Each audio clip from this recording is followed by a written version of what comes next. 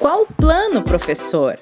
Toda terça-feira, uma aula nova aqui no Investidor em Foco com o professor Martim Iglesias. Tem conteúdo com base em livro, filme, história, teoria, sempre com bom humor e dicas valiosas de economia comportamental. Tudo para te ajudar a investir melhor. Nosso encontro é na hora do almoço. Anota aí para não se atrasar, hein?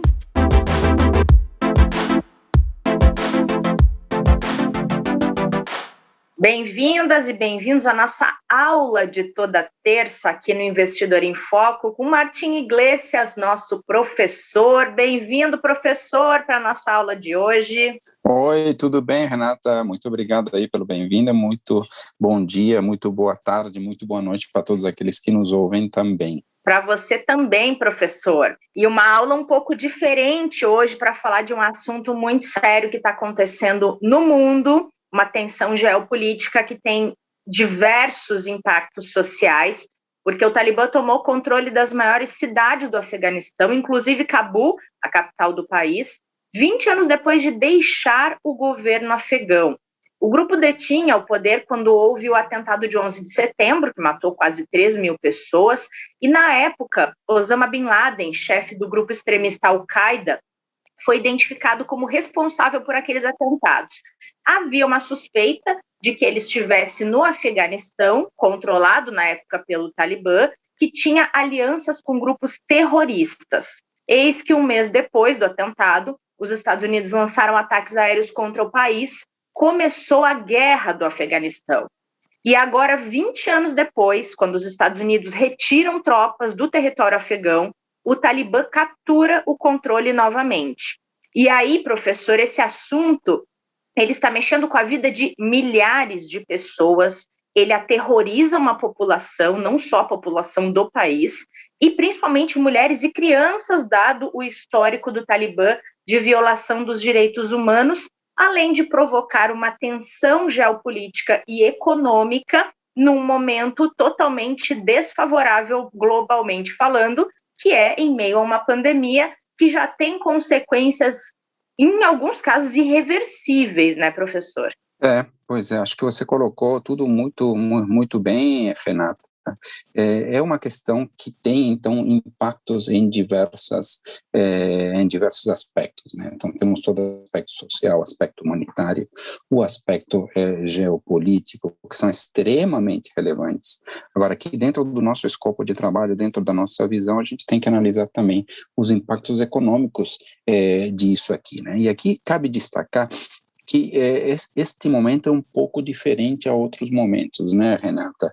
Outras crises que nós tivemos se deu mais em países ou com atividade produtora de petróleo mais forte ou com uma atividade econômica em diversos setores mais relevante. O Afeganistão não é, de fato, um grande produtor de petróleo e a economia é bastante limitada em termos de produção, ou seja, não tem uma dimensão internacional tão relevante dentro do comércio mundial, né? Então, por isso, de alguma forma, as consequências disso se dão no campo geopolítico, na forma como isso pode impactar, por exemplo, a popularidade do presidente Biden, apoio político do presidente Biden, porque temos uma série de ações que precisam ser aprovadas dentro do Congresso americano, né? E até que ponto isso não pode reacender algumas pressões sobre terrorismo também, local ou em outros lugares do mundo, e aí nós temos exemplos também de como o terrorismo pode impactar os mercados de alguma forma relevante. Então, a discussão ela é um tanto, do aspecto econômico, ela é um pouco maior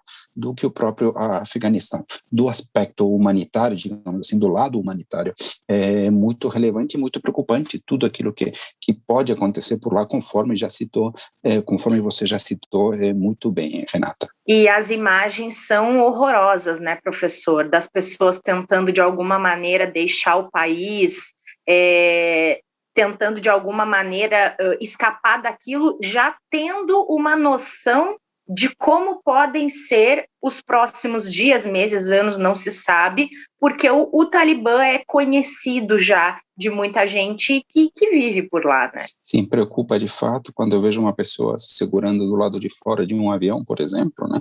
É um negócio que é de altíssimo risco. De alguma forma, eu entendo que essa pessoa está ponderando que o risco de ficar é pior do que o risco de ir do lado de fora de um avião. Então, são coisas que são muito sérias, de fato, muito graves.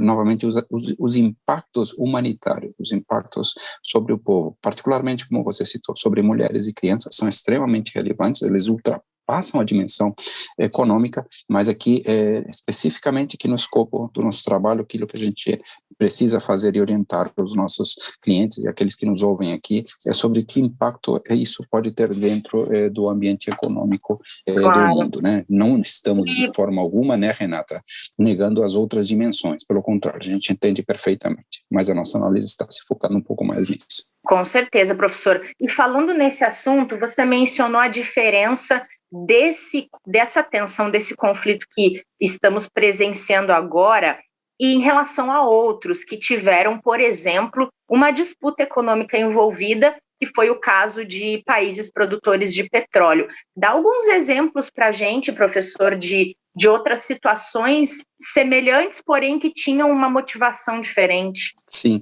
tá bom. Eu separei alguns aqui. Novamente, conforme você citou, nenhuma é igual, né? Porque, de fato, o petróleo estava mais presente, ou o próprio terrorismo, já de uma forma mais forte, estava presente. Então, eu separei aqui a Revolução Islâmica, né, de 1979, eu separei a Guerra do Golfo de 1991, a morte do general Soleimani, se você se lembra, isso foi em janeiro do ano passado. Exato, e também toda a questão dos atentados às torres, como foram os impactos nos mercados, tá? Nenhum deles, novamente, é igual, né? São coisas bastante diferentes, mas vale a pena citar. Primeiro, a Revolução Islâmica, né, em 1979, chamado como segunda crise, ou segundo choque do petróleo, né? O primeiro foi em 73, basicamente é o momento no qual os ayatollahs, o Ayatollah Khomeini, particularmente, assume o poder no Irã.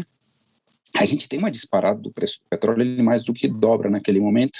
Se a gente soma o movimento de 1973, o barril do petróleo basicamente multiplica por 6, tá?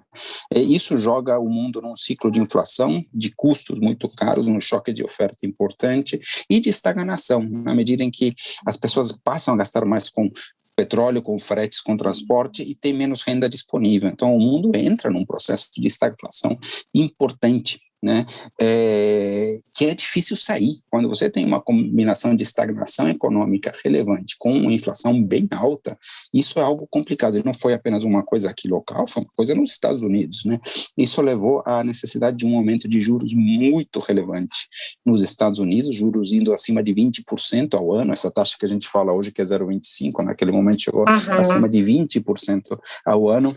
Aprofundou no primeiro momento a crise, demorou um tempinho, né? O presidente do Banco Central que arquitetou tudo isso, que desenhou tudo isso, foi o Paul Volcker, no governo Reagan, e no fim das contas conseguiram sair disso, mas com um custo relevante, inclusive sobre endividamento da América Latina, né, que tinha dívida em dólar, que portanto pagou esses juros, né? Então foi uma crise relevante. Os mercados sofreram durante um bom tempo, os mercados de juros nem se falam, né, conforme eu já comentei. Então foi um momento de tensão importante no mercado, um momento de desaceleração da economia mundial bastante relevante, culmina inclusive com os defaults de diversos países da América Latina. Então, mas ela é diferente, se dá no centro da produção de petróleo, né? Então, um pouco diferente da questão do Afeganistão.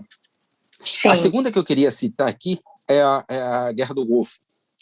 A Guerra do Golfo foi um momento de reação dos Estados Unidos contra o Iraque, que tinha tomado posse dos poços de petróleo do Kuwait, né? Então, aí o que a gente tem, em primeiro lugar, você tem uma disparada do preço do petróleo bastante forte, né? Perto de 60%, 70% de disparada no momento inicial, mas é uma crise que ela é contornada de uma forma bastante rápida, né?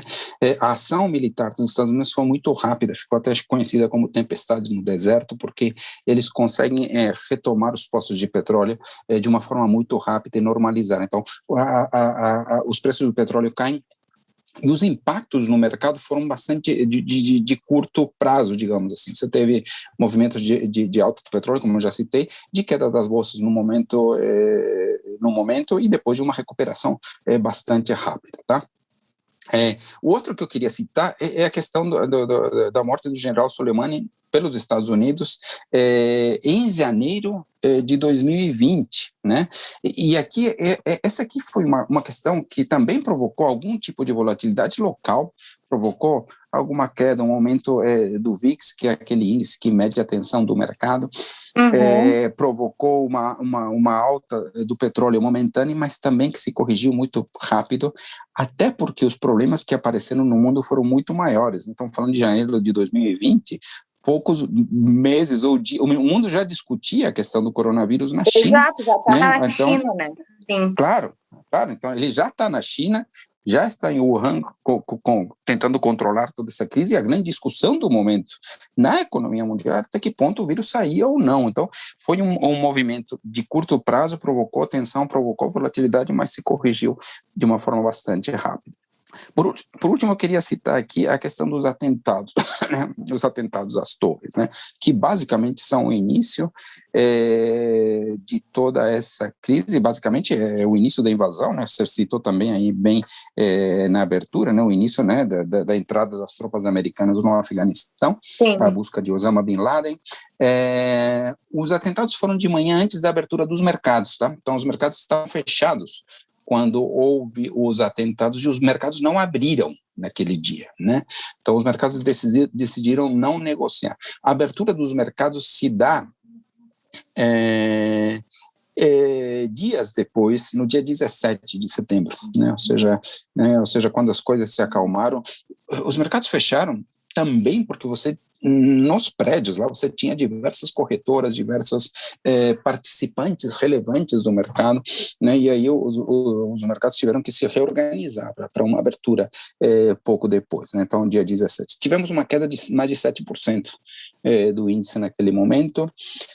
E a recuperação também se deu aos poucos. Na verdade, a gente já vinha de alguma crise, vinha da crise da Nasdaq, né, que por sua vez já era consequência de uma crise mundial, da crise asiática. Tivemos pouco tempo antes também a questão do default da Rússia. Então o mercado já vinha em alguns movimentos um tanto de tensão e culminou com isso aqui, tá? Então os atentados tiveram de fato um impacto relevante nos mercados, uma queda superior a 7%, que recuperou, né? Recuperou depois ao longo do tempo.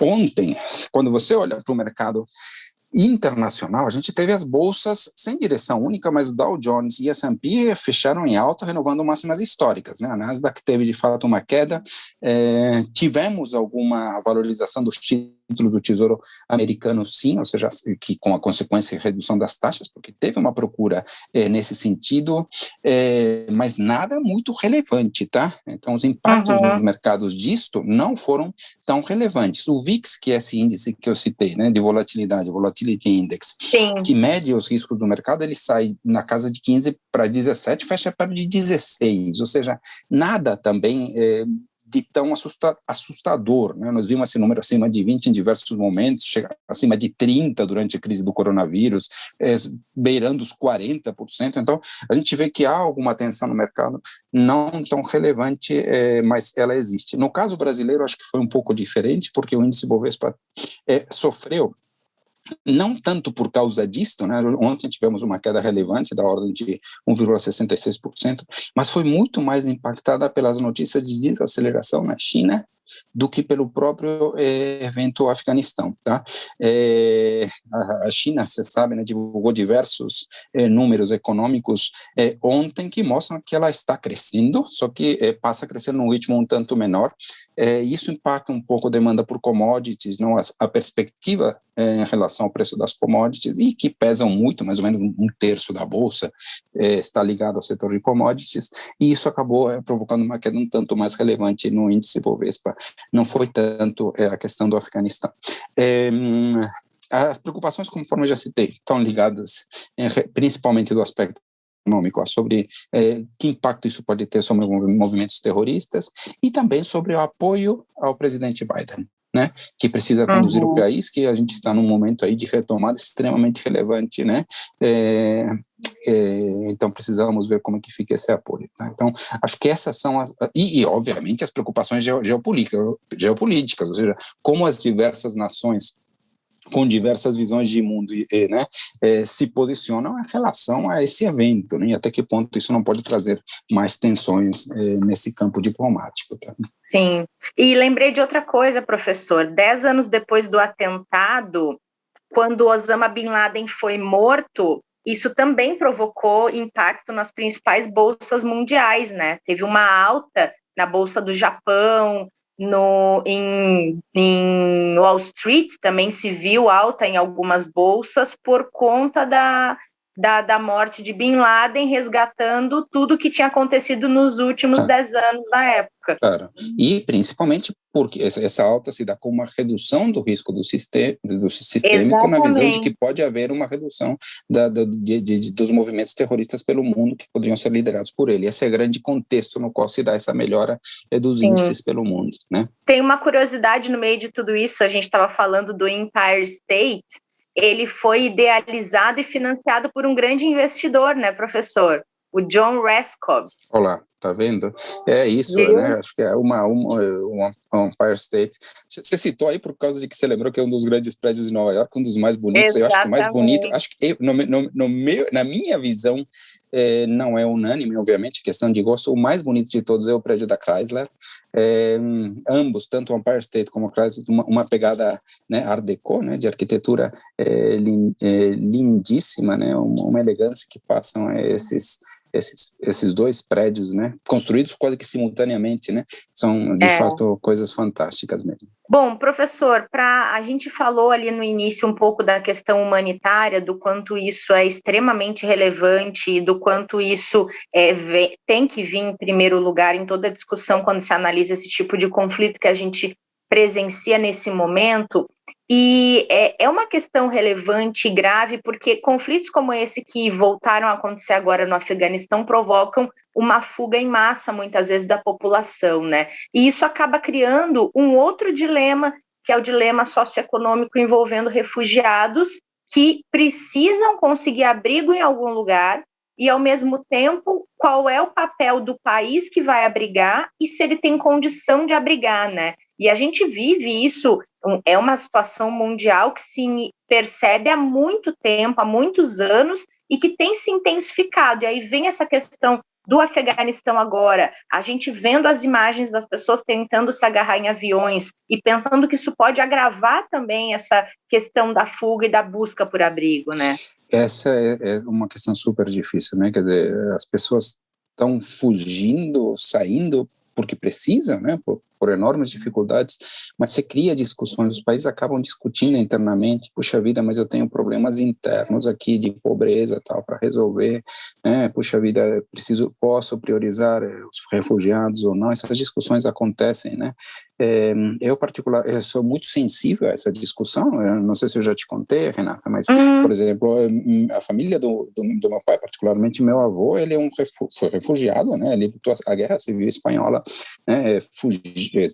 Depois de tomar a cidade de Barcelona, ele tem que fugir para Paris, atravessando os Pirineus, fica como refugiado ali durante um tempo e consegue depois o refúgio definitivo, junto com vários espanhóis no Chile, né, num processo que foi liderado pelo escritor prêmio Nobel Pablo Neruda, né, que no fim das contas se envolveu diretamente no aluguel e para conseguir um barco chamado Winnipeg, que depois chega ao Chile. Então, eu sou particularmente sensível em relação. Eu sou imigrante, não refugiado, né? Eu sou imigrante, vim como criança, nascido no Chile, mas meu avô, de fato, foi um refugiado. Então, que teve o asilo e foi muito bem recebido no Chile, né? Naquele momento uma economia bastante pequena, mas que de alguma forma acolheu, né?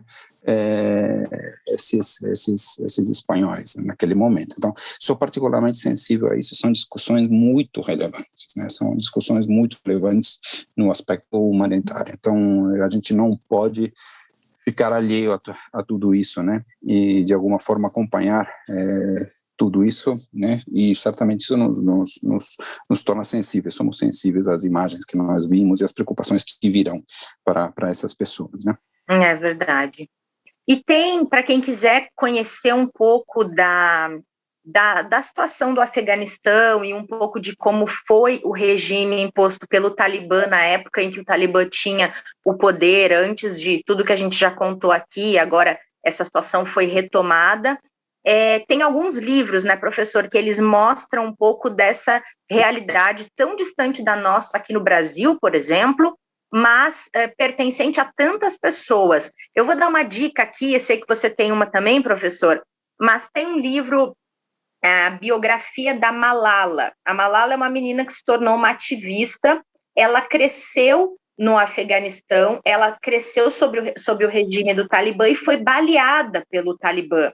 Então, ela conta na biografia que ela escreveu a respeito da sua infância, chama Eu Sou Malala, e ela conta um pouco sobre como era viver naquele cenário, naquele regime, como ela lutou para ter o direito de ir à escola, lembrando, e ela também, inclusive, fez um desabafo no Twitter dela, quando soube o que aconteceu agora com a questão do Talibã recuperar o controle do Afeganistão. Então, ela fez um desabafo demonstrando uma imensa preocupação, principalmente com mulheres, meninas e crianças, porque o governo Talibã, na época, no Afeganistão, ele foi conhecido por violação completa dos direitos humanos, principalmente de mulheres e crianças que eram obrigadas a usar burca, mulheres não podiam trabalhar, existia o casamento arranjado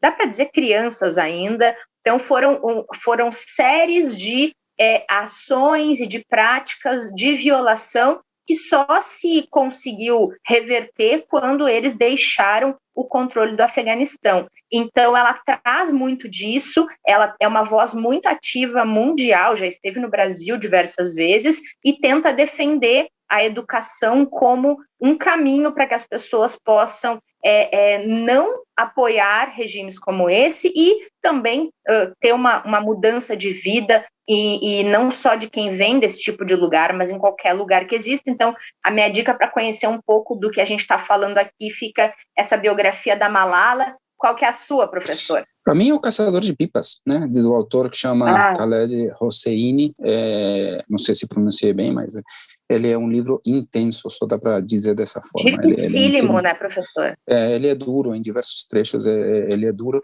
Ele se passa no Afeganistão também, só que antes, tá, na década de 70 e depois passa pela invasão russa, né, que tivemos a Guerra do Afeganistão, que foi uma guerra longa, anos 70 e 80, e como dois amigos, de fato, acabam se relacionando, né, e como até as crianças acabam se separando, tomando partido de cada um dos lados, né, e coisas de fato muito duras acontecem com eles, até que de fato eles, depois ele migra para os Estados Unidos, né, e ele conta a história a partir dali, mas de fato o sofrimento parece de uma forma muito intensa. Acho que é um livro, primeiro, muito bem escrito, a tal ponto que de fato ele passa a emoção, né, de uma forma muito intensa, né, um livro que só pode ser escrito com essa palavra, né, a intensidade de emoções que brota na leitura. Então, fica essa recomendação do meu lado aqui, né, o Caçador de Pipas, para entender um tanto também essa história toda do Afeganistão.